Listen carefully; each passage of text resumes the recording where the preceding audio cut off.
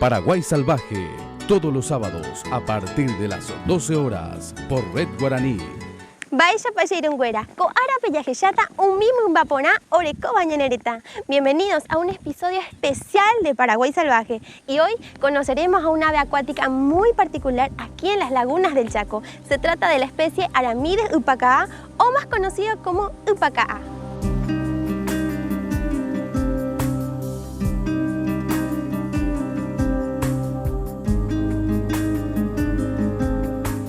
Especies de aves son de la familia Rallide, lo que son más conocidos como las gallinetas, y se puede encontrar muy fácilmente a las orillas de las lagunas.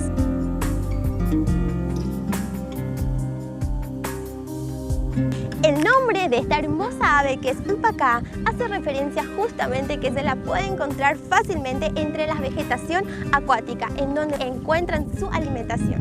Varios vegetales, pequeños peces u otros insectos y pequeños invertebrados.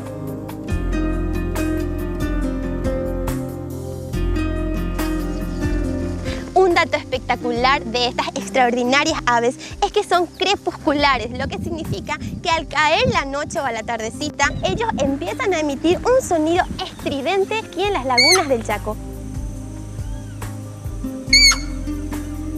Estas aves son muy tímidas, lo que cuando están en presencia de algún humano, ellos empiezan a escapar, pero no volando, sino caminando y teniendo una cola muy simpática y muy erecta.